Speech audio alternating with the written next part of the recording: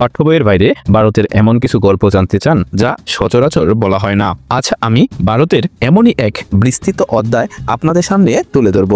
অবাক হওয়ার জন্য প্রস্তুত তো? ভারতের ইতিহাস শুধু রাজা আর সাম্রাজ্যের গল্প নয়, এটি লুকানো কিংবদন্তি, হারিয়ে যাওয়া শহর আর আবিষ্কারের অপেক্ষায় থাকা রহস্যে ভরা। উদাহরণস্বরূপ প্রাচীন শহর ধুলাবিরা এর কথাই ধরুন। শতাব্দীর পর শতাব্দী ধরে বালির নিচে চাপা পড়ে থাকা এই শহরটি একসময় উন্নত জল সরবরাহ ব্যবস্থার এক সমৃদ্ধ মহানগরী ছিল, আধুনিক প্রযুক্তিরও অনেক আগে। অথবা দিল্লির কিংবদন্তি লৌহস্তম্ভের কথাই ভাবুন, যা 1600 বছরেরও বেশি সময় ধরে মরচে পড়া ছাড়াই দাঁড়িয়ে আছে। কিভাবে তারা এটা করেছিল?